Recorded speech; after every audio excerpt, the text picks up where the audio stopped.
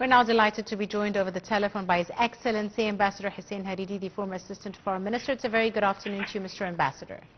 Good afternoon to you, madam. Thank you very much, Your Excellency, for your time. And let me start by asking you about the recent attacks. Lebanon's health ministry said 52 people were killed and over 72 wounded as a result of the Israeli strikes on Friday. Attacks that the Israeli army did not even issue evacuation warnings, and these attacks were on villages and neighborhoods, civilian neighborhoods. How do you see this recent escalation, Your Excellency? Well, it seems to me, madam, that Israel or Mr. Netanyahu personally is on a killing spree in the Middle East, and he won't stop, I'm afraid, before election results in the United States. The election results of the presidential campaign would be out on November 5th. And I'm afraid that this killing spree would continue till at least next January. So we have to brace ourselves for the worst. And today, the United States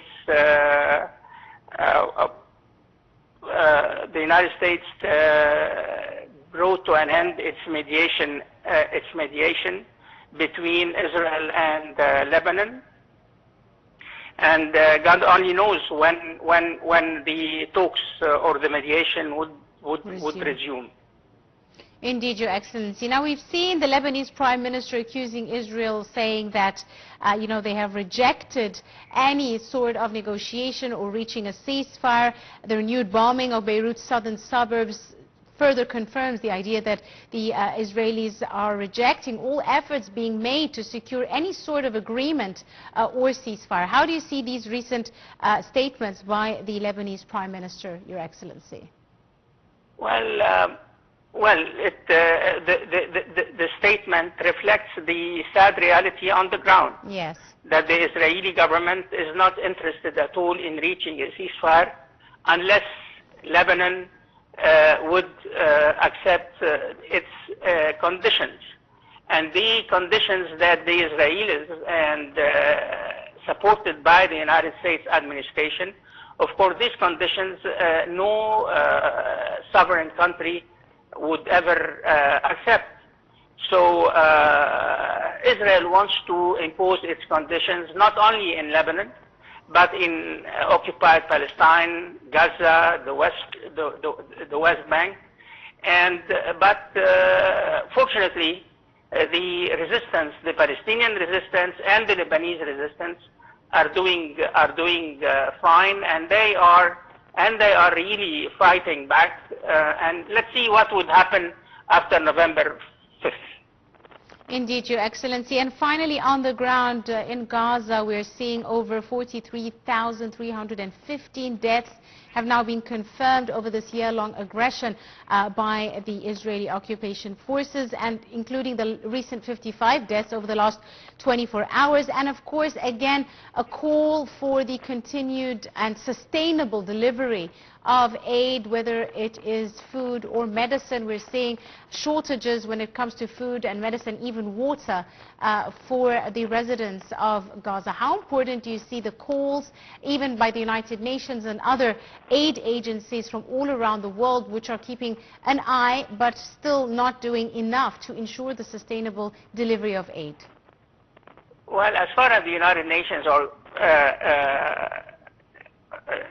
agencies are concerned, I guess they are doing their best under the constant bombardment of Israeli planes and Israeli artillery and the Israeli tanks.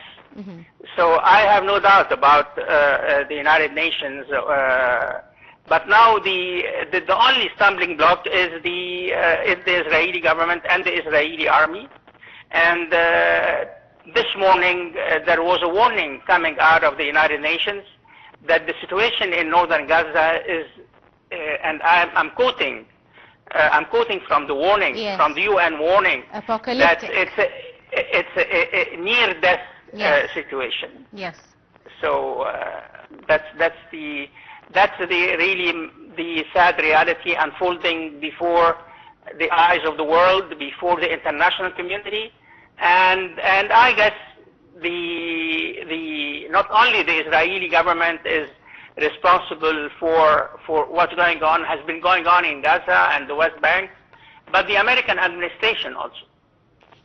Absolutely. Your Excellency, I'd like to thank you very much, Ambassador Hussein Haridy, the former Assistant to the Foreign Minister. Thank you very much, Your Excellency, for your time and your insight and for joining us on today's edition of Arab Affairs. And still with our news, we go to Gaza, where the Health Ministry in Gaza said Saturday over 43,314 people had been killed over the last year. And this death toll includes 55 people in the last 24 hours. And over 102,000 people have been wounded in the Gaza Strip since the war began on October 7th, 2023. We have more details in this story.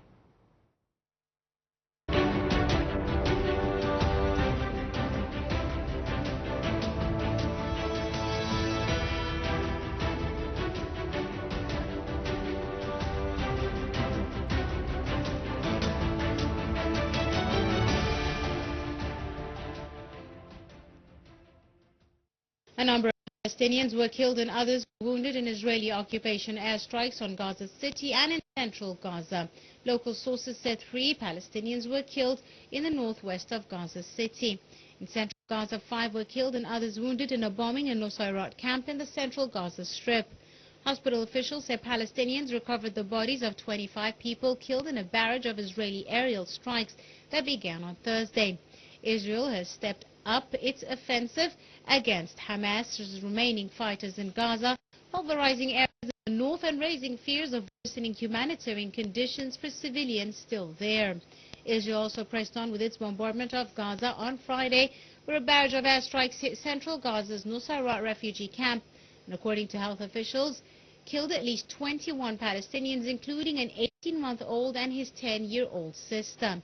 Israeli strikes also hit a motorcycle and a house in Deir el-Balah, killing 4 people, according to hospital officials, bringing Friday's overall death toll in Gaza to 25 people. Israel said it targeted Hamas infrastructure and the militants operating near the refugee camp, but did not comment on the airstrikes outside the camp. It said it was aware of reports of civilian casualties and was investigating. In a separate announcement, the occupation army said an airstrike in a vehicle in Gaza's southern town of Khan Yunis killed a senior member of the Hamas political bureau, Izzeddin Kassab, and his assistant, Aish. Hamas confirmed the death of Kassab was not well known to the public. Israel alleged he was a coordinator between militant groups in Gaza. Israel's blistering war in Gaza has killed more than 43,000 Palestinians since October the 7th, 2023.